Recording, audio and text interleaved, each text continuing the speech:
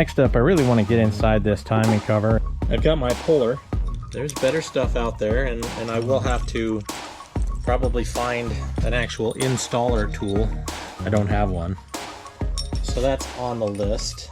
The list is long and distinguished. So we'll even this out and start running it in. See if we can't get this balancer pulled.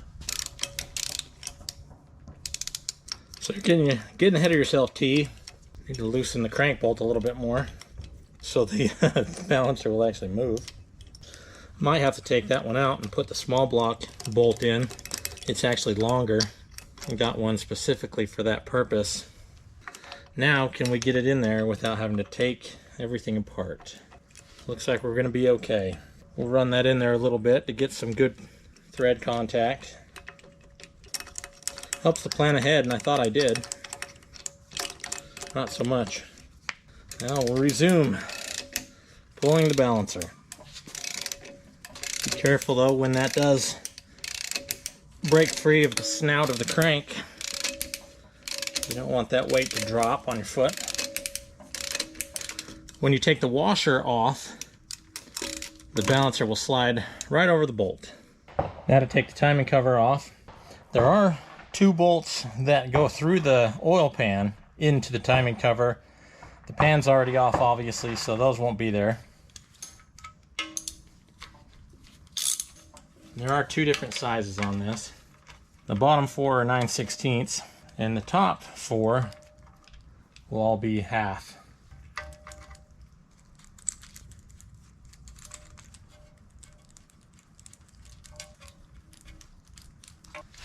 Now for the surprise inside.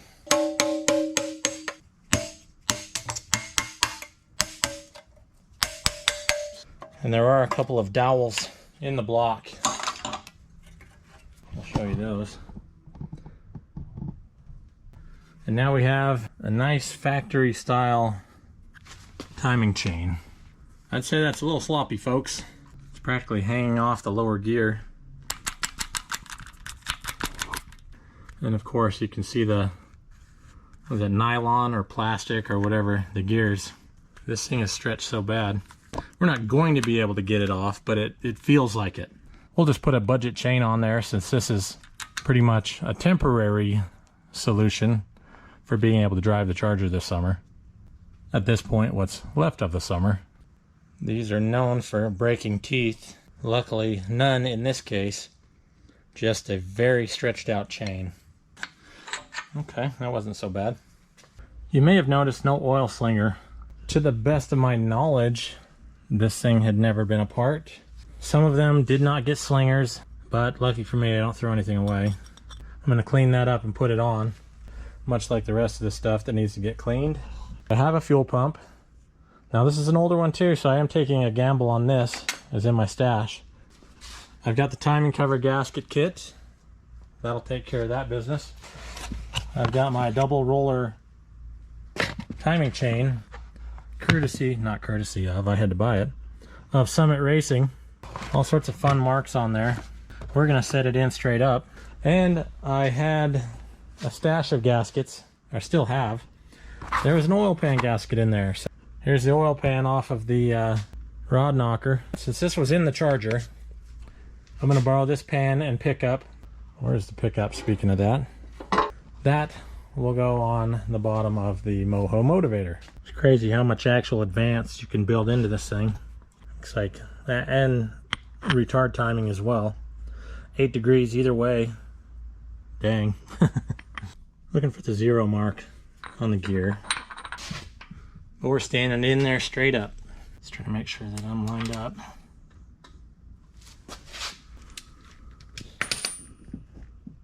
"35 foot-pounds on the torque spec for the cam bolt, FYI. Now it fits a little bit loose as it sits, but when you put the balancer back on after you have the timing cover on, it should snug that up. And you got to put it on this way so it doesn't ride up against the chain. I'm going to go ahead and put the fuel pump on right now as well. Before the timing cover, since I have access, easier access I should say, to the fuel pump rod. Just slide the push rod up and get the arm of the fuel pump under that. Time to clean up some parts. It's tough to tell. Down here in the pan, there's definitely sparklies, even to the point of copper.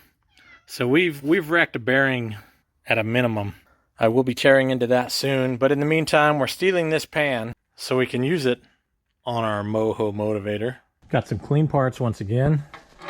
Added a little white paint over the timing numbers. We've got 10 degrees of marks there. Hopefully that'll get it done.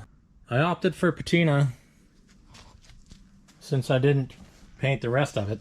Yeah, we're probably leaving this as is too. Got rid of all the evidence of what came before. I even cleaned the balancer. We're making good progress, huh, Kuda? I had forgotten to clean the pickup. I was trying to clean it out with excessive amounts of brake clean. Look what got left behind. But it looks like a lot of bearing material. For those of you messing around with stock pickups, they come apart, and I'm glad that I took it apart based on all of that. You can see how that lip is flat right there, but I raised the lip and was able to slide the screen and the bottom out. So I'm going to clean these up really good, and then we'll see if I can get that put back together. I was able to get the screen back in. Also important, be able to push the entire outer disc back in. And so now we're in. I just got to compress this lip, and we'll have a beautifully functioning oil pickup once again. I don't know if it's the case on all trucks and motorhomes, but they used a dipstick that was in the pan itself. On the block, it was plugged off. And I should be able to get in there and knock that out. We do have movement. That's good. But don't get your punch stuck in there. Go with the screwdriver. There we go. So it is solid on the other end. Anything blunt like that should be able to get in there and knock that out. We'll just clean that out and we'll have a spot for a dipstick. Gonna go over the oil pan rail really quick, get that cleaned up and ready. Got the pan rail mostly clean, apparently. Pretend this is a tablecloth and it's full of a meal. Just like that, I've made a mess. So you can see the threaded hole. This is where the pickup goes. Once you get that started, you'll just crank it around a few times till it starts to snug up. And once you're snug, then you're trying to find optimum position for the oil pan.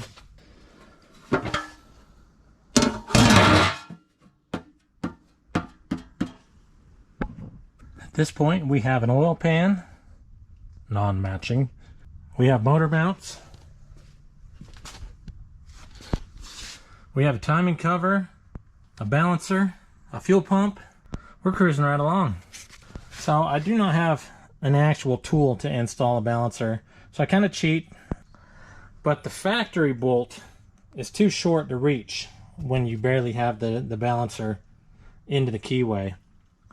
And so, you know, the small block crank bolt is longer, but it's too long unless you have some spacers, washers, etc. One washer's not enough. And so I remembered I had this shorter bolt, and I started with that. Put the bolt in tight with the washer, ran that on with the impact. If that's the wrong way, it's the wrong way. And now there's better ways to do that. Once I got it ran in far enough, I was able to, you know, to reach the crank bolt a few turns, the 440 crank bolt. Then I put that in and ran it the rest of the way on. Well, I got a little bit ahead of myself. I did get the water pump housing and stuff installed, some matching pulleys, the flex plate to match my converter. I don't remember exactly what that converter stall's at. My guess is it's probably a shade much for a motorhome 440, but we'll find out.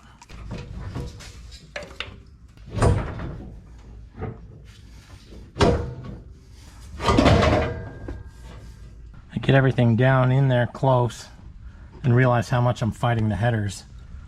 Then I realized I'd forgotten something. Say I wanted to trim the exhaust studs. I had to pull it back up. So I ran nuts on past the point of cut. And I'm using the nut basically to rethread the stud. So I've got all my cuts. I'm gonna go take these back off and then we'll set it back in. The engine is bolted to the transmission. Starter is in place. As a little helpful hint, if you have a B-body with big block and headers, the starter needs to go in before the engine is in its place and before the headers are in their place. I know that because I've had headers on this car for several years, but guess what I forgot to do? So the engine had to come back out some, not far, a few inches off of the mount, and the header, of course, off of the head. And then you should be able to find a way to weasel a mini starter in there, which is what we run. This Ratty engine looks right at home in this Ratty car. Everything that is needed minimally to crank and start this thing is hooked up. And then from there, see if it'll fire. Step 1, crankage. We have crankage. That's a good sign. Well, all of a sudden the carburetor is not happy. We're gonna try it anyway.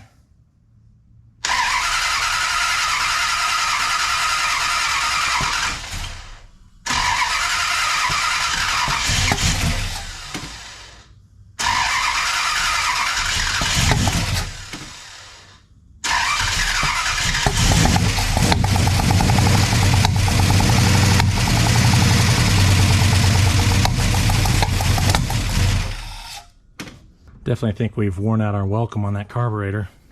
And it's doing the same thing it did when we started this thing on the run stand. I think I'm gonna have to swap this carb off. It sat too long.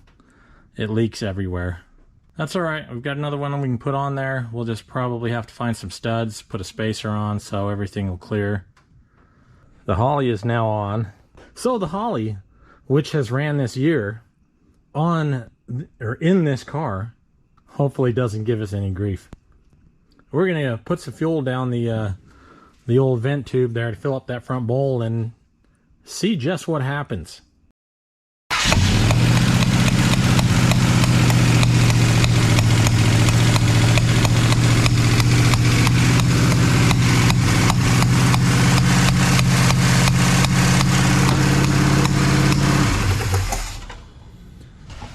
I didn't like what that was doing. It was slowly starting to climb RPM, so we'll mess around a little bit with it. I've got some work to do. It's always got to be something, but that, you know, what are you gonna do?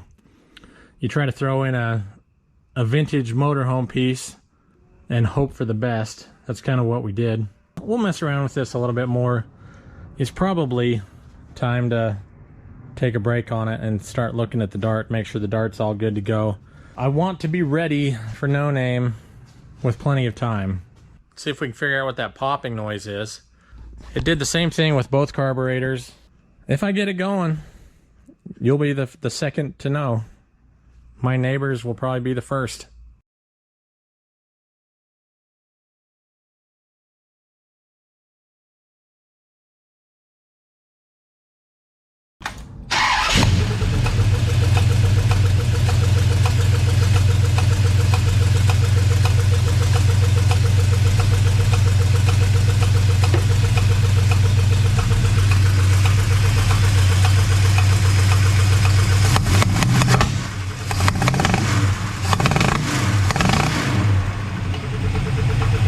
What do we have going on?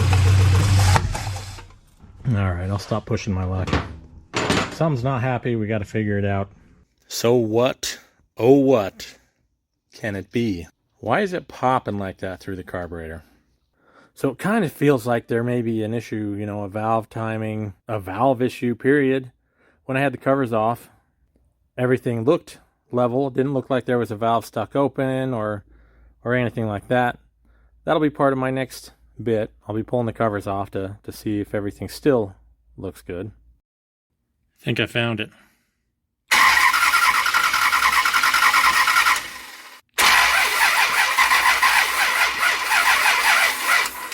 We've got a couple that aren't moving at all, hardly. This guy right here, an exhaust valve, and then I think I saw this one, an intake valve. That just about figures. Possibly why this thing was parked in the motorhome it was in so long ago. I did look at the cam, at least took a glance at it when I had the intake off of it. It didn't look like there was anything weird as far as wear goes, Well, let's check the even bank.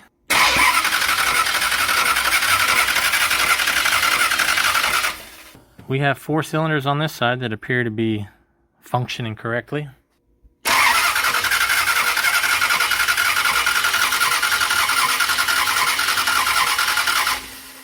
So definitely this guy, definitely this guy.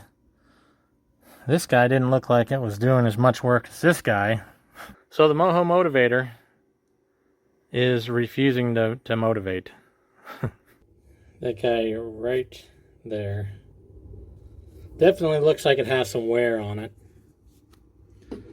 And then not as easily identifiable there on this guy. So I've loosened the rocker shaft bolts. I'm going to pop that off really quick. And then I'm going to pull each of those lifters out. Push rods both. Nice and happy. I'd like to hear a drum roll right now, but I don't really want to. Look what's toast. This lifter is destroyed. Huh. What do we have here? Another one. Just for kicks. Let's look at I don't know if I want to say good one. Let's look at one that seems to be actuating. See, this one's going bad too. But that was the other one I had said it didn't seem like it was doing as much as the one next to it. So we got a bad set of lifters. Kind of seems like this one is wearing. I mean, that would stand to reason, but it definitely does not look like the others. Yeah, you can definitely see a dish. I wish I'd paid more attention when I was running this on the ground. I wouldn't have spent all this time putting this into the car. Of course, that means I still wouldn't be driving it. Until I can plan B this, she's probably going back into storage. At least got a nice place to store this motorhome, well, now apparent POS.